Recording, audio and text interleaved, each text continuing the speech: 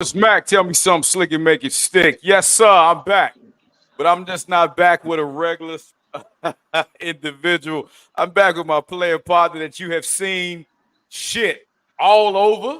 You seen him on TV. You seen him on your damn phone. Hell, I don't know where else you ain't seen his ass at. But you seen him on billboards if you live in Atlanta. But I tell you what, man, I got my man JR. The name says it all. I ain't got to say where you from. It's just JR. And we about to get into some real shit. We're going to catch up, see how life has been for us both. And, man, I'm looking forward to it. Sit back, stay tight. Cigar Chaps and Mac.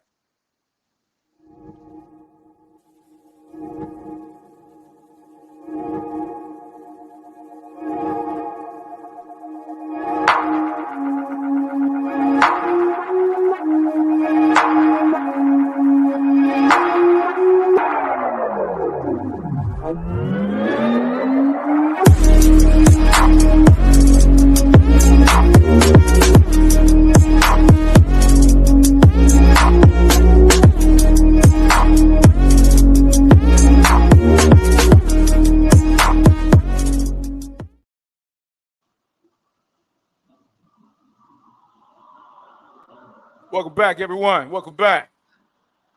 My man, JR, what's happening, homie? Oh man, I'm blessed and humbled to be here, brother. Thank you for having me on. I can't call it, shade room shawty. I'm trying to stay off the shade room, but for good things. Shade room shouting. Yeah, man. For one while, every time I logged on, I was like, man, what is Aston did now? You and everybody else, man. Everybody else. Well, that's good, brother. Well, listen, man. I know everybody knows me and you. We got a very famous scene in Queen's Court that we're going to address that a lot of people all over the world, man, really showered me with appreciation. I'm sure you as well. But we'll get to that. Let's rewind the tape back and let's start off with with Jeremy, man. They know JR. Tell us a little bit about Jeremy and what life was like for him growing up, bro. Man, it's a great opportunity, Mac, because I just got back from Jamaica. Shout out to Levon, our Queen's Court castmate. He brought out a team. We started working on memoirs from my life growing up in New Orleans. I affectionately tell people that I was raised differently, that I'm a rare breed, because when you're raised by Black women and Black men and your mother's a heroin addict and you live to survive, I'm sure a lot of people can understand what that's like. And I think we don't realize what surviving looks like until you get old enough to understand, man, we were surviving.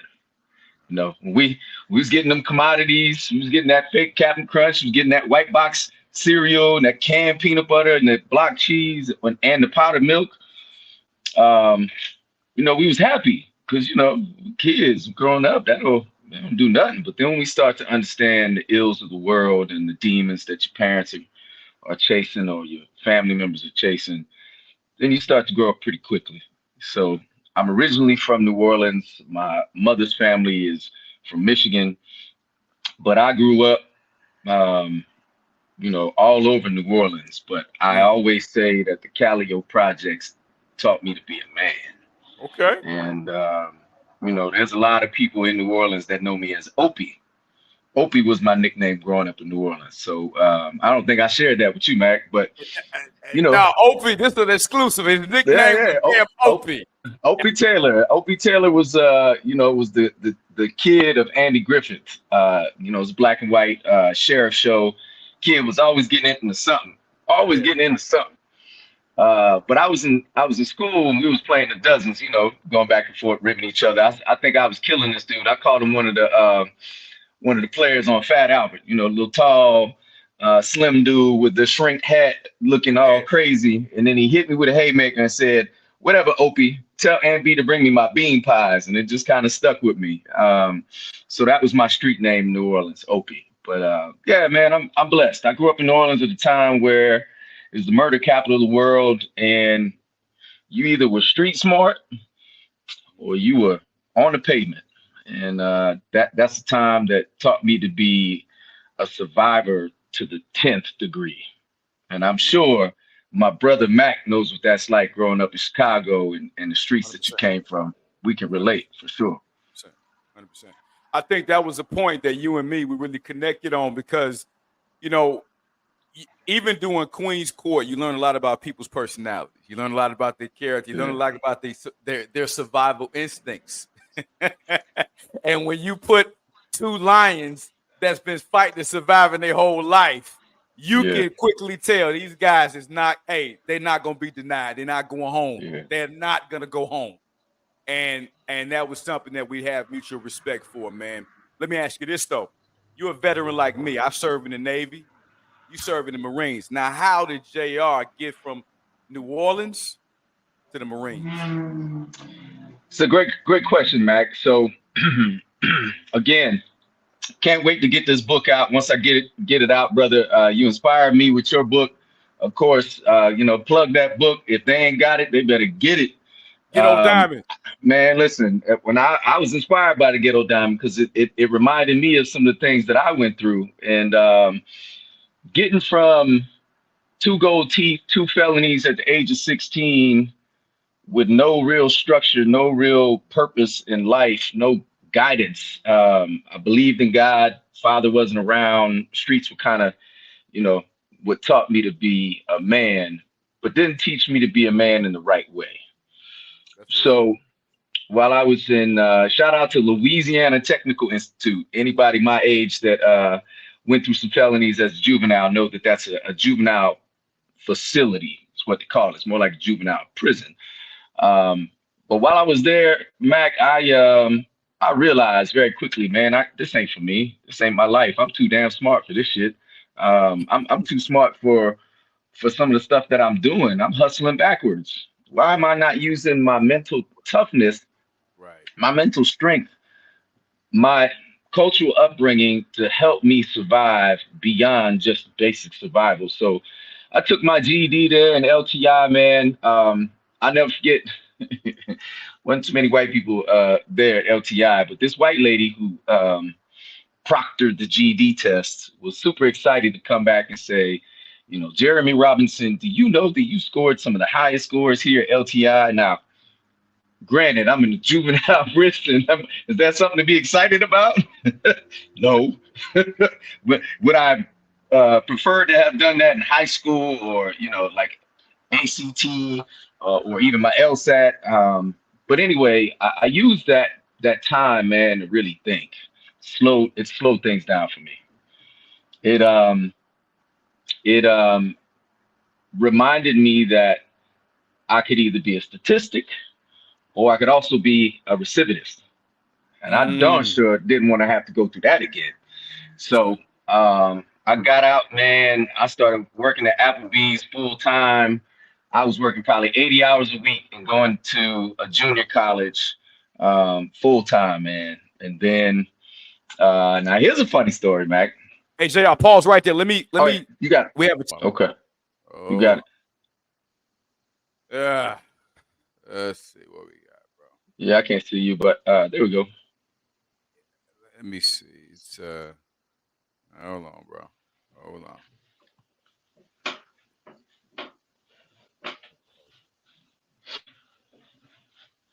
Let's get it back. Hold on. It's tight. That's what happens when you international player. You got to make sure that international Wi-Fi works better. Hey, you ain't lying about that. Cause shit don't always work, bro. Shit, hold on. I understand. Hold on, 1 second.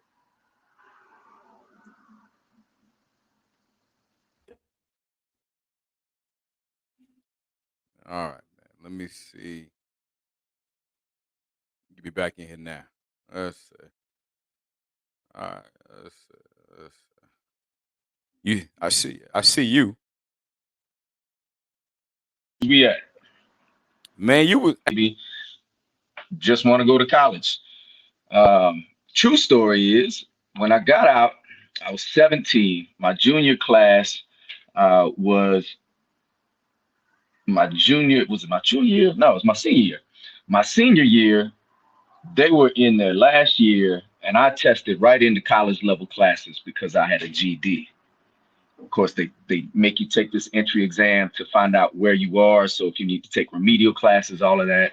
But Right. I tested right into college level courses. So there I was, man, look at how God favored me when I decided to change my purpose.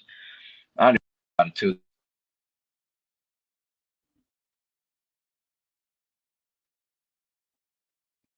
Well, yeah, bro.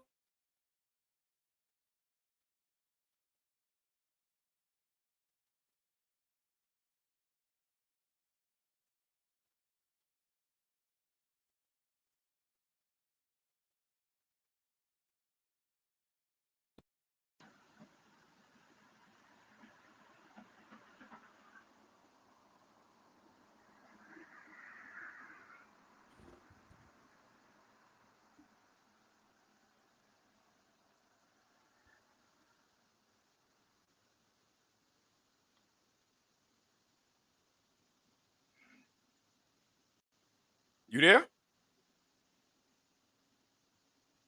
damn, how do I just do it? Let me just Yeah. do it. Yeah, you was. Yeah, let's. You was just in there, bro.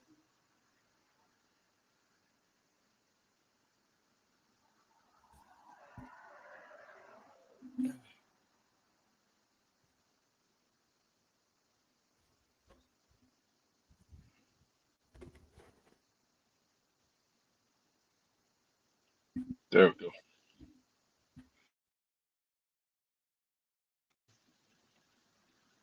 Mac, my Man, bad, brother.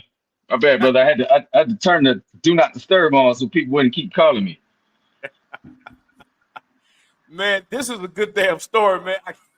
It keeps getting interrupted. I see. It keeps, man, the enemy don't want me and you to be great today with this story, brother. I see. I see. Papa's back in, brother. All right, man, let me get you back in. You good now, man. We all Yeah, I'm straight. synced up now. Yeah, we straight. Okay, All right. cool. So take me back to you say you're growing up, man. You know what? You scored extremely high. That's the part we got to get back to, bro. Okay. Now your background though is showing your normal background, just so you know. Yeah, because I'm thinking the latency is affecting it, bro. Okay. Let me see. Okay. Well, fair enough. All right. Whoa. Hello. Man, if it ain't one thing or another, boy, they trying to stop us, Mac, but it ain't gonna happen. Man, we gonna get this done.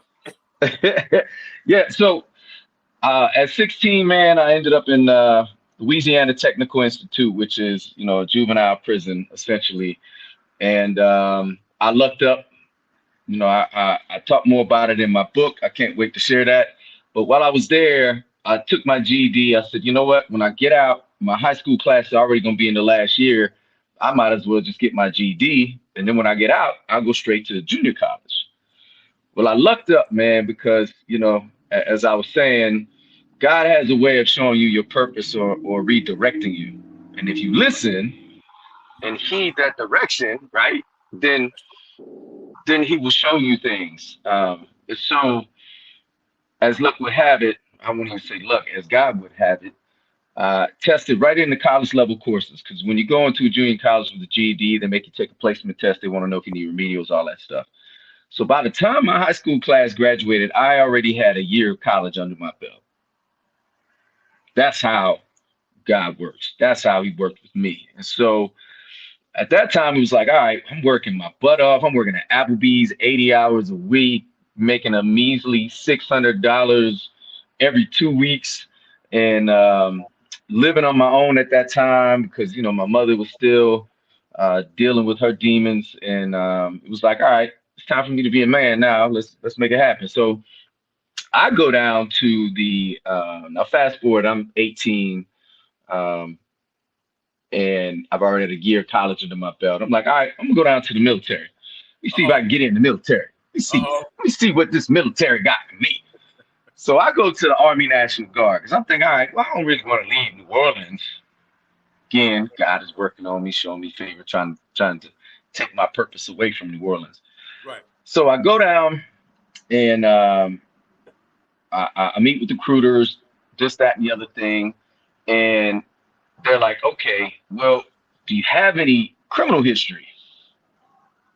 Of course, I missed the technical, and I'm like, well, yeah, I was arrested as juvenile, blah blah blah. And so back at that time, you go down to MEP station in the middle. It's the swearing in place where you go in and swear in order to be sent to boot camp. And so I get there, they send me to see the their legal folks. And so they're like, so tell us about this and that. And I'm like, well, you know what? Maybe right now is just not a good time for me to come in. And I think what it was God working on me saying, okay, Jeremy, this ain't strong enough for you. This ain't hard enough for you. So I go down and see a Marine Corps recruiter, right? And in the Marine Corps back then, they do this. You only had to score like a 30 something on your ASVAB. 32. I think it was 32 on the ASVAB. See, I'm speaking truth, right? 32. I go in there and take this practice ASVAB, and I score like a 75, Mac. God damn, man, 75. Listen, I got a little mustache, a little goatee. I got a big medallion chain. I'm wearing some Green Valley animals. I look like straight trailer trash white kid, if that's what you could imagine. Now, of course, I'm from out Cali, so that was different. But so I go in there and they're like, oh, nah, man, we must have scored this wrong. We want you to take it again. I scored an 80 on the second practice test. They take me down to the MEP station, take the ASVAB. This time I understand, I have clarity, because in the city of New Orleans, state of Louisiana, anything that you did as a juvenile, once you turn 18, is automatically expunged. And so they can't get your records. And you technically can say you've never been convicted of a felony. Nice. So I get to MEPS, I take the ASVAB. I think my official ASVAB score was like a 72. And when I'm walking down the hallway, this is when all the recruiters know the ASVAB scores. So they're all trying to grab you. Hey, you sure you want to go to the Marine Corps? Like I had Air Force folks. That's how they did me. Yeah, they're trying to grab you because they know you're fresh meat, you score good, you ain't committed yet, you ain't sworn in. So anyway, because I didn't have a high school diploma, I was considered second tier. And when you're second tier, you had to have a certain amount of college credits, and then you had to wait for a spot to open up. It must have been a year, Mac, at least 9 months. At that time, I kind of written it off. All my friends and the people I worked with, they were like, oh, you ain't gonna make it to the Marine Corps anyway. You ain't strong enough. You can't even probably do 10 pull-ups. Truth be told, I probably couldn't back then. I wasn't no bigger than my darn pinky back then. I was probably $120, 5'11", $120. I was skinny, man. So I get a random call, Mac. I'll never forget it. I was doing prep and Applebee's for the quesadilla mix. Shout out to Applebee's and that 2 for 20, baby. Listen, that 2 for 20 was back in the day. What? These women talking about what they wouldn't eat. But back then, man, I'm 47. 27 years ago, that Applebee's 2 for 20 was the truth. Brother, what you said? That was the slaughterhouse. And there was no problems taking somebody on a date back then. But I get it now. I understand. We making too many zeros now to be trying to take a woman to Applebee's. So no, I can't pull it off now. But yeah. So anyway, I get the call. My restaurant manager said, "Hey, Opie, I got some Marine Corps recruiter on the phone." And I'm like, "What? I ain't heard from this dude. I thought for sure." Get on the phone. He says, "Hey, this dude was supposed to show up. One of the high school graduates. He didn't show up. You want to go?" I'm like, "Hell yeah, I want to go." You need to be at this recruiting station in 2 days to pick up your orders. You're flying out. You be in Marine Corps boot camp in a few days. Changed my whole life. Man. Meritoriously promoted in boot camp. Meritoriously promoted at secondary training called Marine Corps Combat Training. It's MCT. Is like a 6-week course. And then within 11 months, I was an E4 and 1 rank behind my recruiter. So now that in 11 months, you was an E4? In 11 months, I was E4. I didn't come in contract. I just worked my butt off. I was focused. I was any meritorious board I could get on, I went for it. Within 11 months, I came back home. I never forget it because I had orders to go to Okinawa, Japan. Okay. And I went to see my recruiter walking in as a corporal, an NCO, and he's a sergeant. That joker looked at me and said, "Well, God, dog, I guess these New Orleans streets made you tough." I said, "Well, y'all knew I was smart. So Yeah. the mental toughness is what would just apply." So I'm grateful, Mac. That was the turning point of my life that really started the change. But the true turn, my mother died not long after I joined the Marine Corps. And let's talk about that, JR, because I know when your mom died, and I mean, again, God bless the dead, man. I know that was you spoke about that moment. I know it was just you and it was her at that funeral, and that was a very poignant moment in your life. Yeah. Let's talk about that, man, because that was a major shift. Because I would assume that would create some coldness in you. Mm. I would assume that did a lot to you internally, man. So, kind of let's expound on that, brother.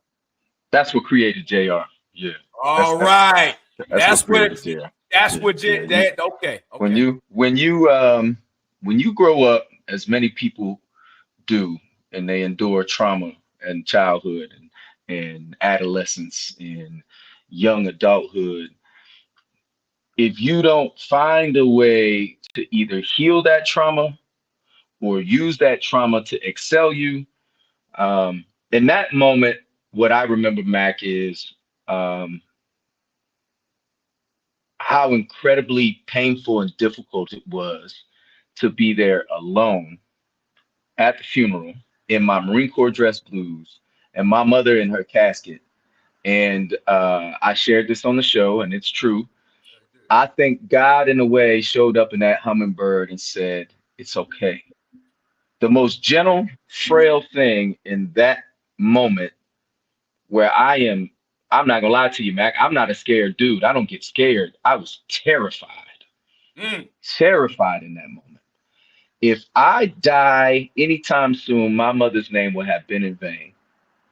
I'm the last Robinson to pass on my name, and I'm here now bearing the only woman that I've thought should ever love me, and I sought her love. And I know you know what that feels like, Mac, where you got a parent who is just not there for you like you want them to, but because they're your parent, you think that you have to endure whatever they are going through just to give you a little small bit of love. That's real.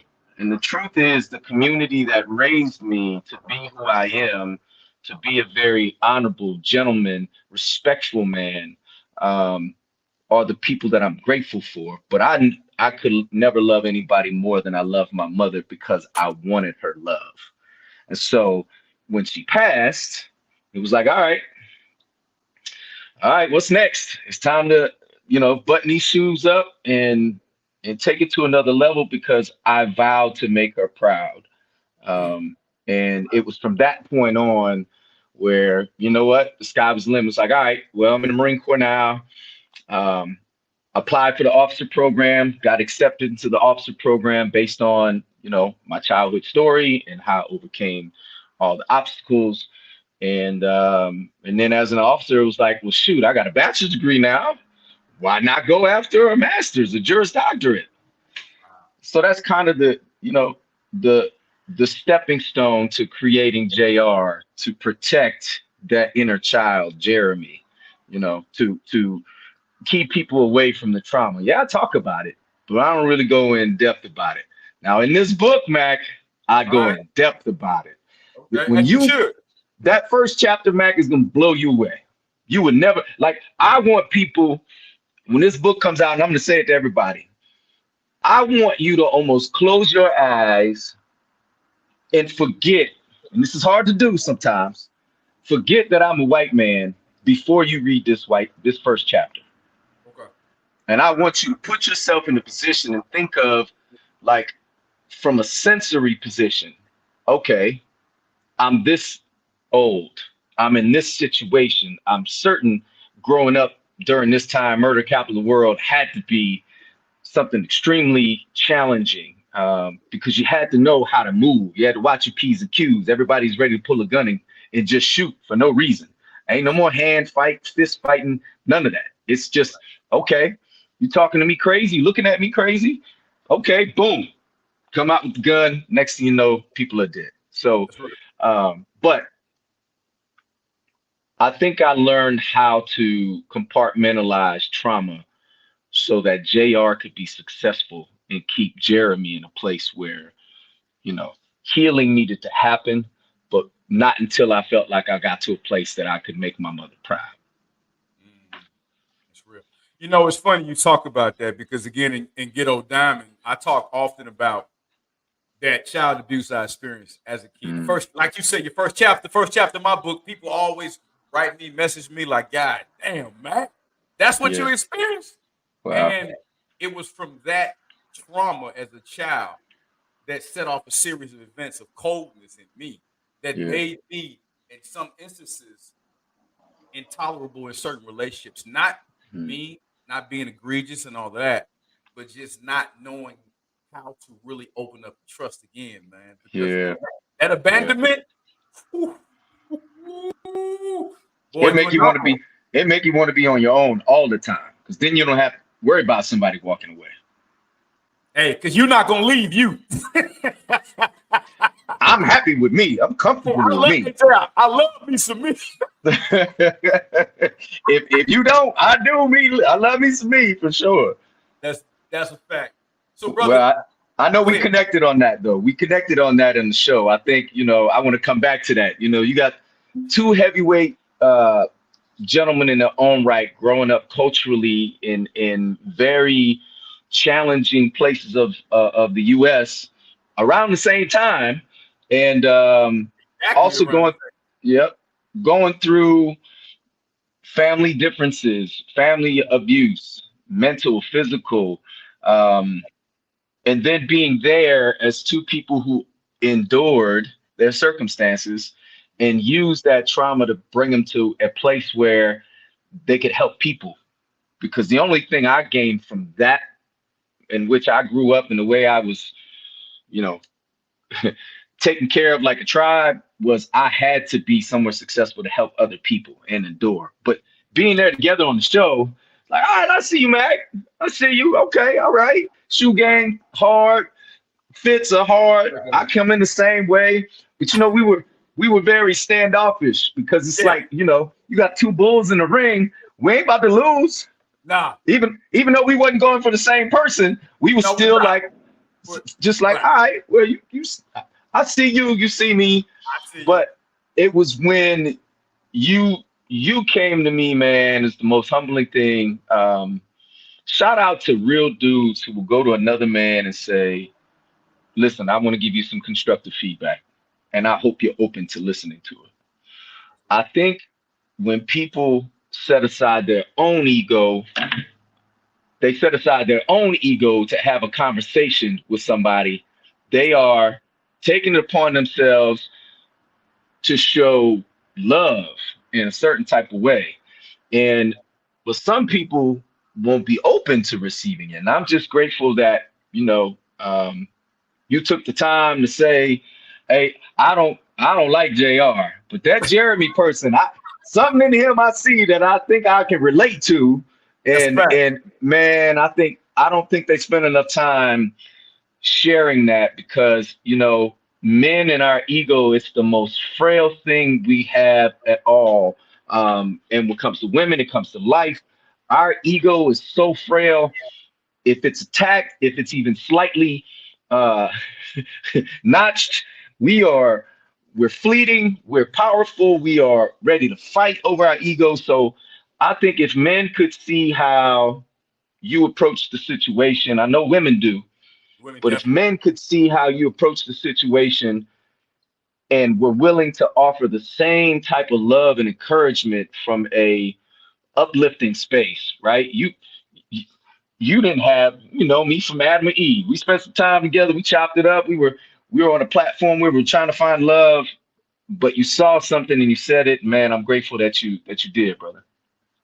Well, man, you know, when I saw that moment on camera, it was even better than when we lived it, because Yeah.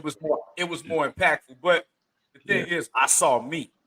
And when I Mm. saw your man Cersei, shout out to your partner Cersei, man. When I Hey, saw my best yeah, yeah, friend, yeah. 27 years strong. Yes, sir. When I saw him, I said, wait a minute.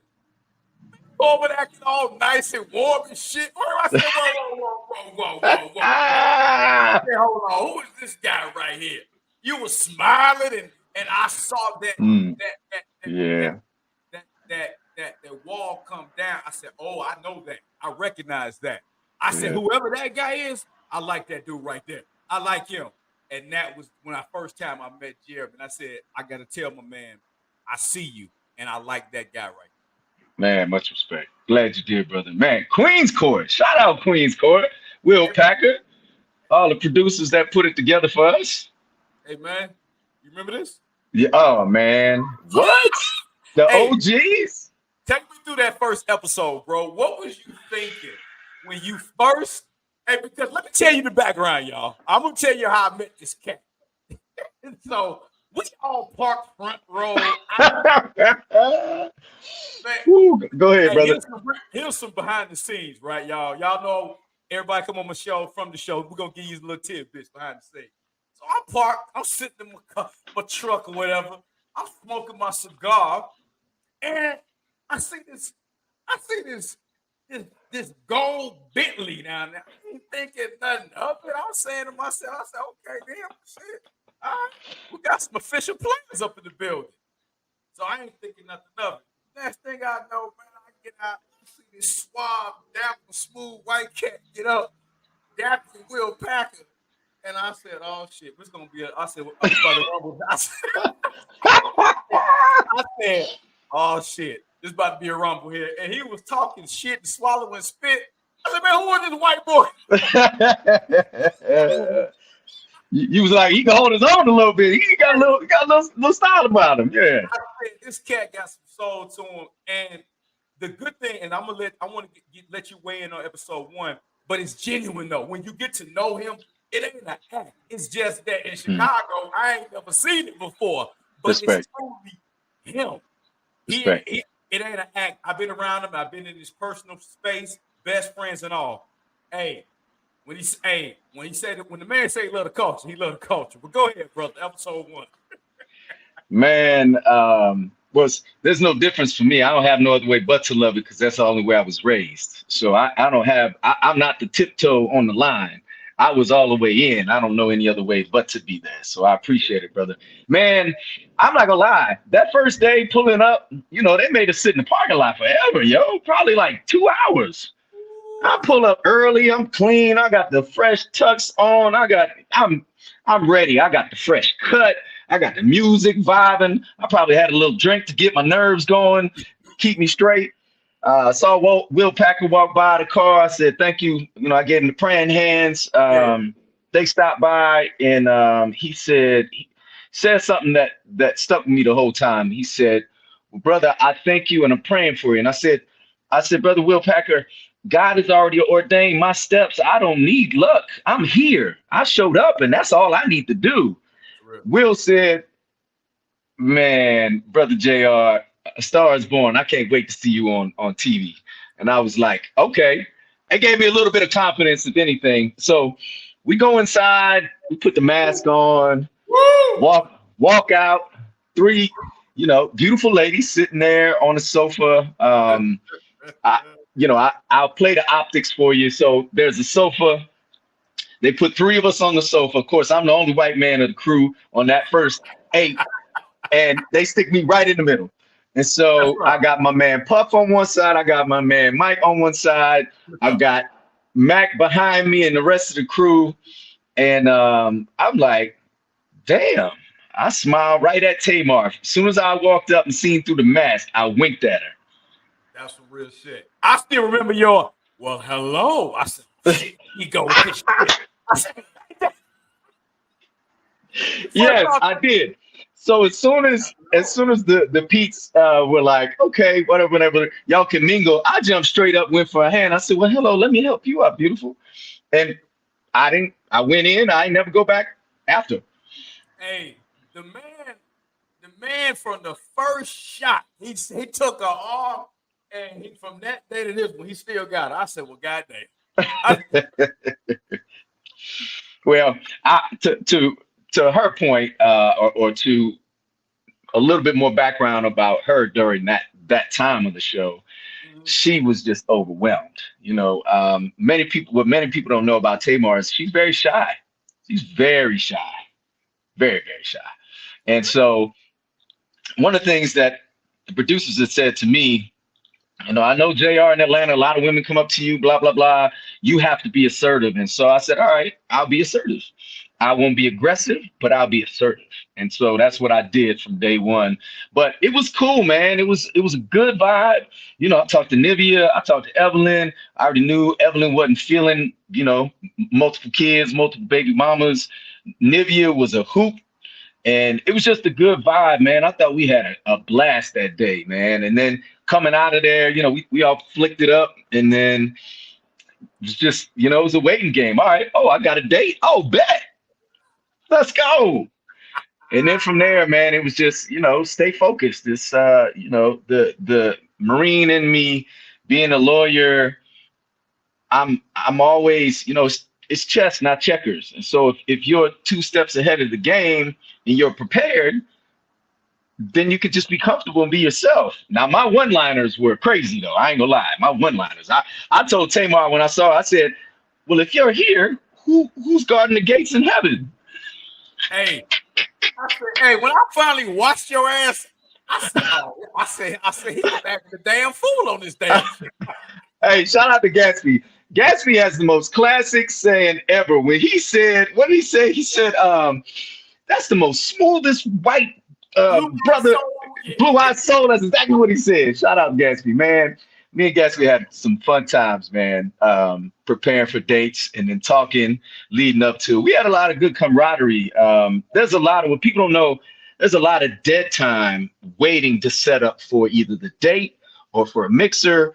And man, they would make us wait for hours. And it was, I'm not gonna lie to you, if I had one constructive criticism to the producers and whoever runs it, how can you expect to find someone at the level of these queens when you're treating them at the level of someone who can barely get a date? We all could have had our own trailer, food service, barbers, whatever, had our own stylist there to take care of us. And I just felt like we probably were like, they put us through like almost like a boot camp, which in my opinion was unnecessary because they wanted us to bring our A game, but it was a lot of hurry up and wait. And my feedback for the next time, which I already know, shout out to QUEENSCOURT and them doing a season 2. I hope that they gave the gentlemen more time to prepare themselves and treated them with a little bit more respect in preparing for the dates.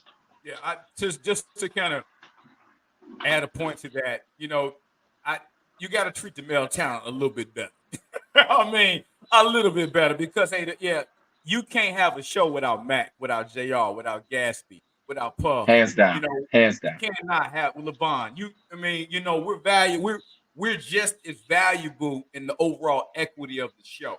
So that's what I hope the guys is being taken care of, man. Hey, we paid the dues for you dudes in season 2, goddamn. We the OGs. We set that up from day one and made it all the way to the end. So I pray that them cats, Here's the other thing, man. I'm sorry. I got to rant a little bit and get on my stage and drop my mic. That's what Cigar Chats is for. That's what Cigar Chats is for, is to rant. Listen, if you think that any of these brothers that came on that show were regular dudes, you got us all the way fucked up. Let me tell you something. We might be regular people in the sense of the rest of the world, but who we are in our presence, in our life, in our community, we're bosses. And we just because we didn't become overnight famous doesn't mean that we're regular people. There's a reason why they chose us. It's because they knew they wanted the creme de la creme. Now, Are you going to go out and find some billionaires that want to do this kind of show? No. You're going to go out and find out some hardworking, six-figure, seven-figure working brothers that are potentially interested? Absolutely.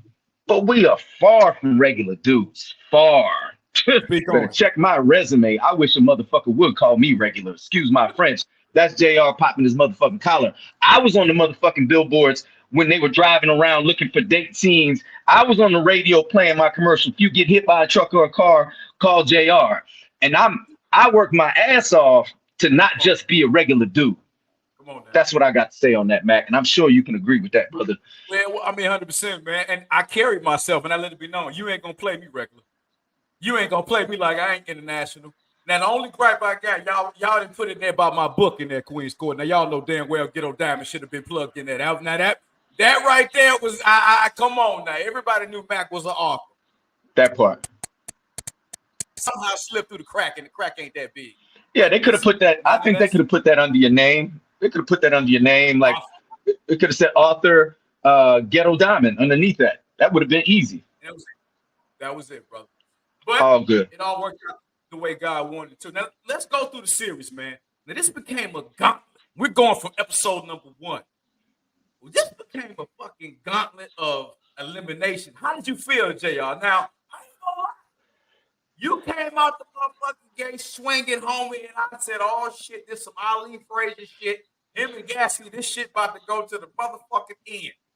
Homie, how did you feel when you start seeing bodies dropping? Like, hey, you're gone. You come back tomorrow, this guy gone, that guy gone.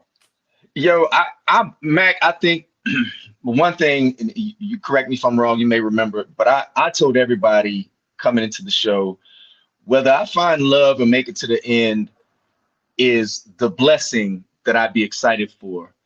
But the truth is, as long as I come here and add value every day and people see me in a positive light, then that's all that matters to me. If I treat a queen with respect, I show her admiration, I court her the way I would court a woman I was really interested in, then it didn't matter to me. But if I'm gonna be honest, and it's gonna be some more JR shit, none of them could fuck with me. Mac, I'm just being honest, man. None of them.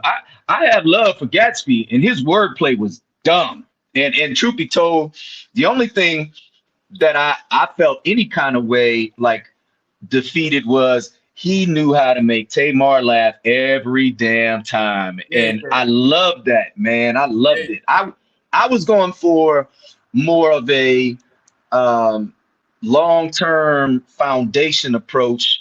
And I think Mac was going, I think Gatsby was going for more of, you know, I'm gonna play the role I'm here for. I'm gonna have some fun. We're gonna do some caviar and champagne, baby. And so when I saw people drop left and right,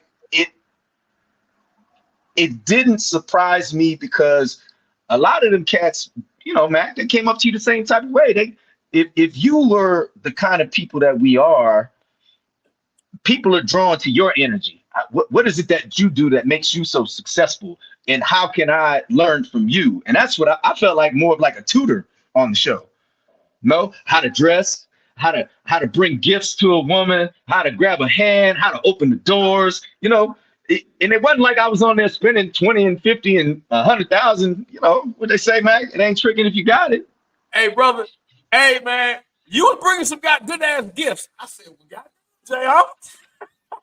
Hey, with that lottery ticket I bought her, that lottery ticket was the one right there. When the lottery was up to $1 billion, I said, this one right here, this gonna do it. And sure enough, it did. And I'm glad it had the sentimental value behind it. But I ain't gonna lie, I got tired of seeing new dudes come in. It's like, when is this gonna stop? When am I gonna finally have a one-on-one opportunity, you know, with the beautiful Tamar Braxton? And so when we made it to the house, I was like, wow, we really here, Mac?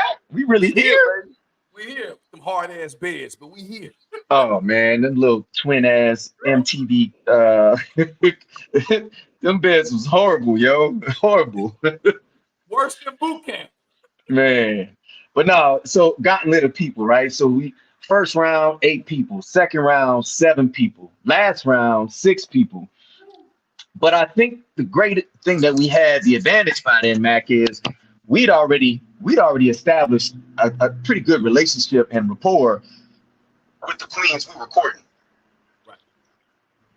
So unless these dudes came out and did something that, you know, blew us away, I was just like, okay, that's cute. What's next? Right. I agree.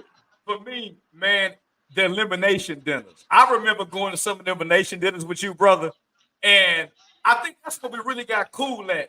Because we was me and you started looking around like, shit, man.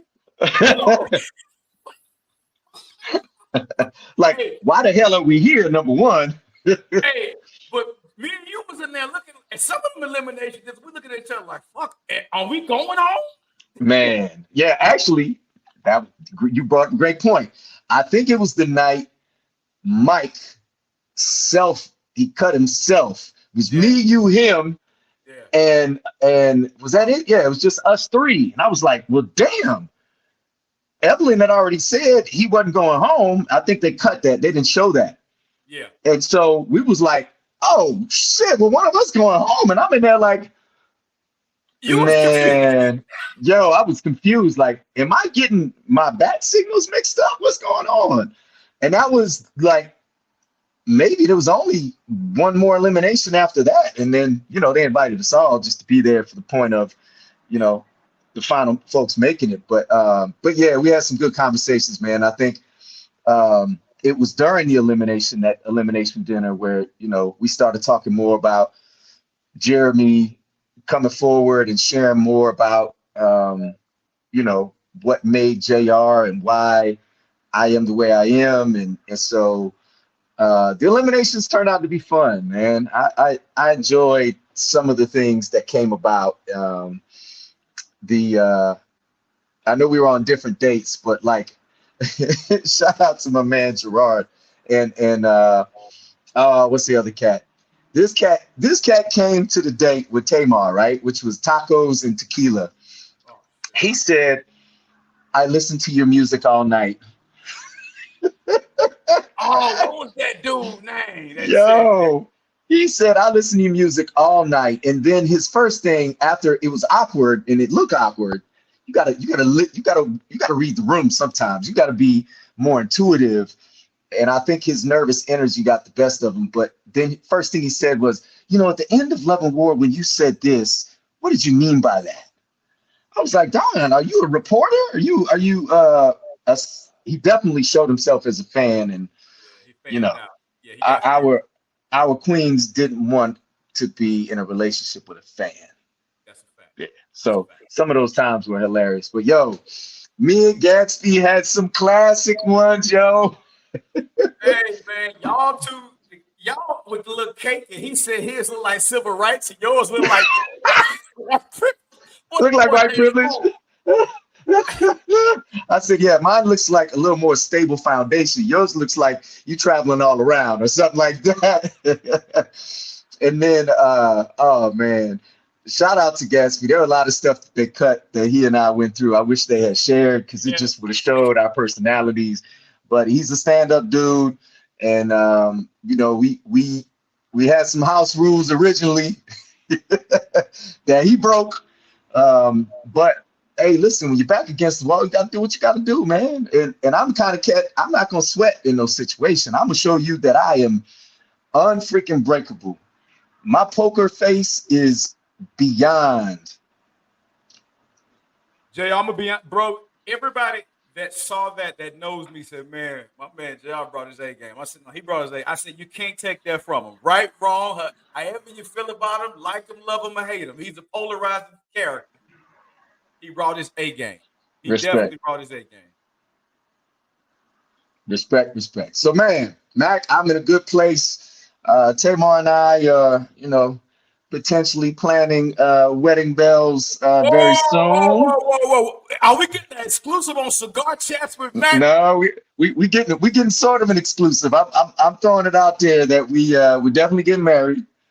But we're in a great place, man. One thing I will tell you as a person, and I don't know if you talked to Levon, but going into kind of like a speed dating environment where you meet someone and you fall in love, You don't learn nothing about them until you live with their ass. And once you live with their ass and you really know who they are, then you learn. And I think the first 3 months, 3 to 6 months of any relationship, any engagement is extremely critical when you live together.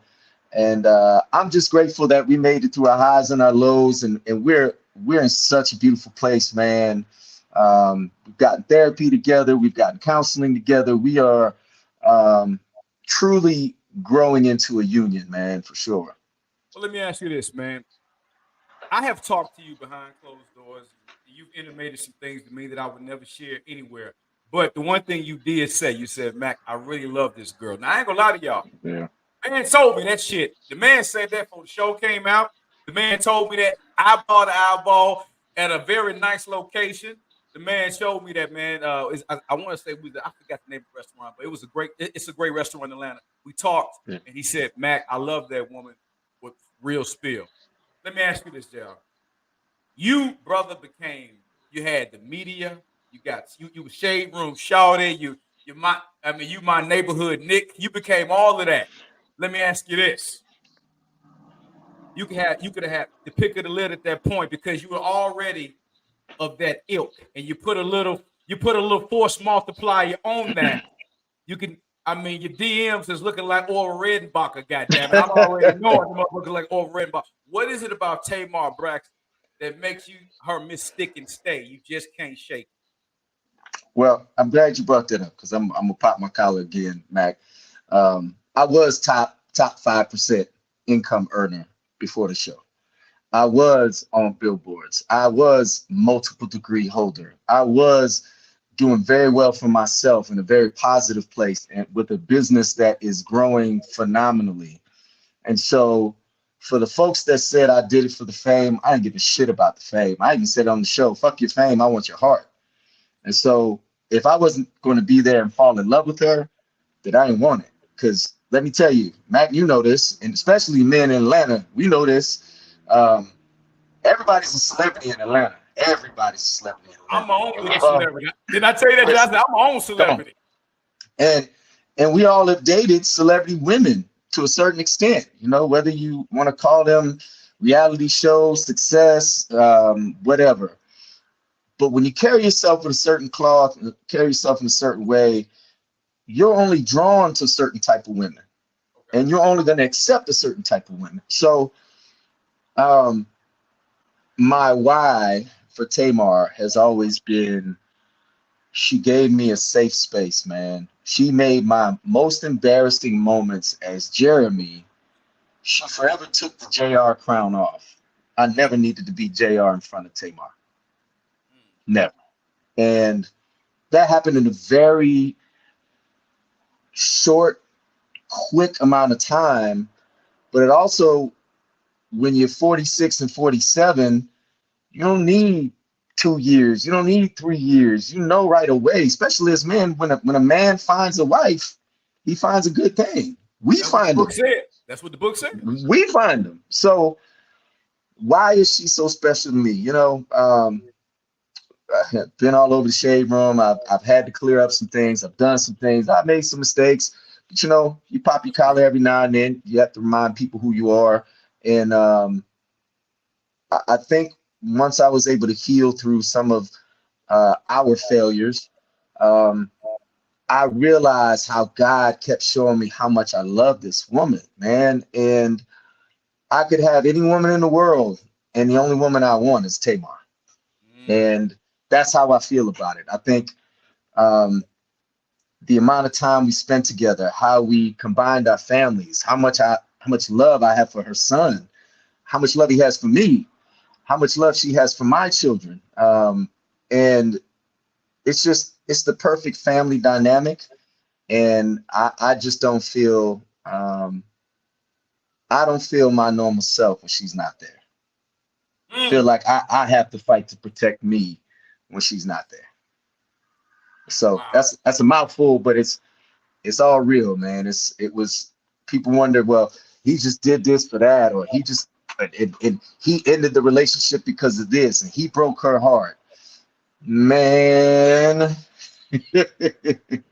Yeah, there will be a time when her and I both talk about everything that happened, and I'm just grateful that none of that matters because now we're moving forward, and I'm just grateful, man, because there were a lot of times where I'd call you, Mac, and be like, "Yo, damn, I love this woman," crying my brains out. Yeah, hey, man, you called me talking, asking me questions. We had men-to-men conversations. So that's why in instances I had to defend you behind closed doors. I was like, Respect. nah. He actually did call me. He did. Yeah, He does love some yeah, tape on yeah, yeah. So I'm grateful that she loves me just as much. You know, I think when I say me. she fought for me in a way that she wanted me to know that I'm still safe, that I'm still able to be just Jeremy. And and when I apologize to all of the people that I hurt, because they didn't, that's the one thing about being in a public relationship where people think they know the answers to things and they automatically assume certain things. And so now all of a sudden they're mad and they're hurt. And so I had to apologize because y'all won't know everything. And so I got to apologize just because I feel like I hurt y'all because I needed time to heal. And we can go into what that looks like and how it looks like. But when you're older and you have a breakthrough and you realize that your inner child, Jeremy, is still caught in some trauma and you need to like have a power healing session. Bro, I was with two therapists twice a week, went to Jamaica, worked on this book. It was so therapeutic, man. I'm sure you can relate, Mac, when you started reciting some of those things in your life, in your book. Man, I'm sure it was emotional. It lifted some things that you compartmentalized, 100%, and it did all of that for me. 100%. And I'm just grateful that, that I didn't lose the woman that's the most amazing person to me in my life.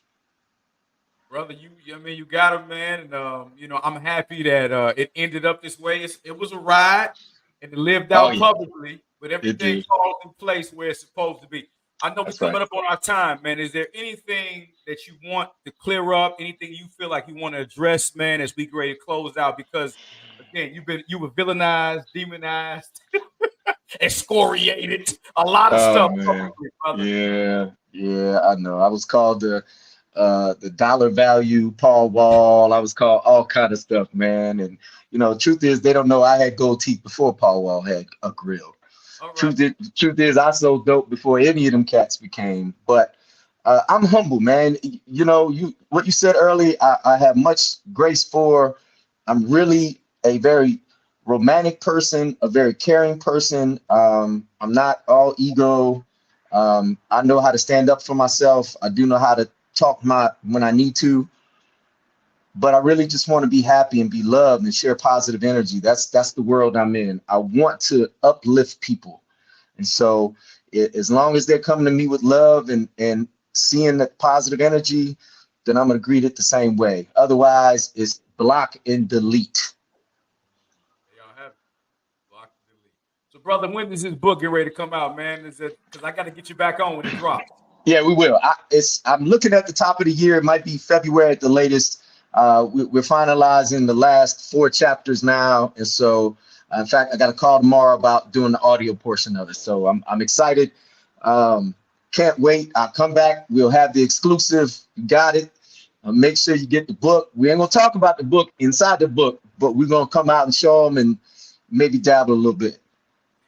Man, I appreciate you embracing, just who you are as a person, man. Like I said before, it took me and you a while to figure out we were more alike than anything. Facts. Facts. But hey, man, two men with similar past traumas have come together, and man, we've healed. I'm proud of you, brother. That you've grown, and hey, man, and hey, my DMs are still open, ladies. Y'all can forward all that shit to me, man. hey, Max DMs are still open. I didn't get love. I ended up getting a media platform. I didn't get love. I'm still here, ladies. Hey, salute to you, Mac. Keep kicking it, man. Keep killing it, bro. Anything I can do to help support you, I'm here for it, brother. Hey man, hey, just plug.